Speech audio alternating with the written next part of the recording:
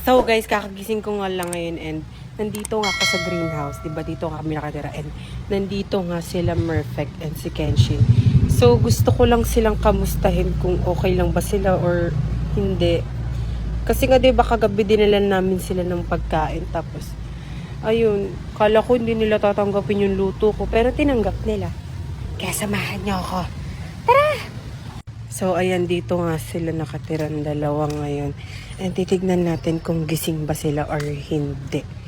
Tignan natin tadi. Sana gising si Kenshin. Sana gising si Kenshin.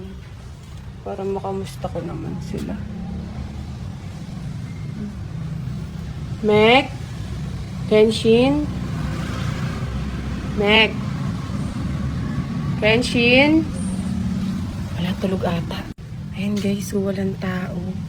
Dito sila Pero feeling ko nandun sila sa taas. And wag na natin sila istorbohin. And feeling ko wag na natin sila istorbohin kasi nga baka magalit na naman si Merpek sa akin. Alam niyo yun? Si Ace. Wag na natin sila istorbohin. Tsaka alam niyo ba guys, kasi kaya parang naging okay na sa akin. Kasi nakamove on na ako kay Kenshin, okay na sa akin kahit di na kami magka-lab team. Okay na talaga sa akin. Tsaka wag nyo na akong isipin guys, okay lang talaga ako. Wag nyo na akong i-mention sa mga ganun-ganun na may kenpat pa. Wag nyo na akong i-mention kasi okay na talaga ako. Gusto ko na lang talaga is maging magkaibigan kaming apat. Tsaka magti-tiktok lang kami, maging magkakaibigan ganun. Kaya parang sinusuyo ko na rin si Merpek tsaka si Kenshin. Ayun lang, bye-bye, go.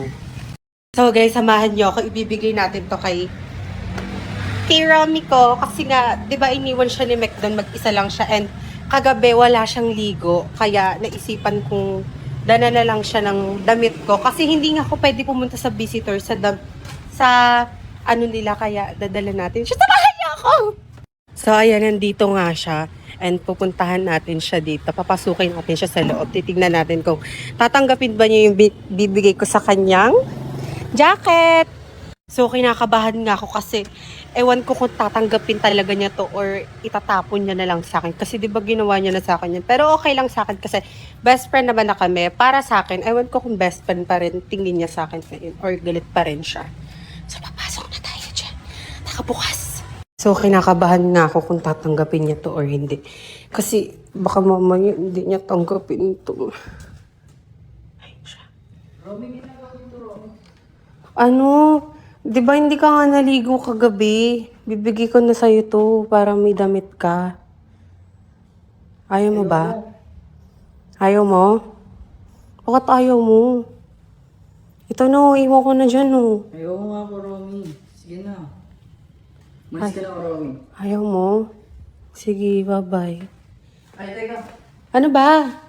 Sige na. Oh, wala ka pang ligo. Hindi ka natitiis. Wala kang ligo Sige na, alis na ako Bye. Oo na, ito na. So, tinanggap niya! Tinanggap niya. Kasi nga, alam niyo, sabi niyo kanina, hindi niya daw ako matiis. So, ang gagawin natin ngayon is, magmumukmuk. Hindi. Go. So, ayun lang, babay na. And, buti nilang tinanggap ni Romy, yung ano ko, ni Romy ko. Bye!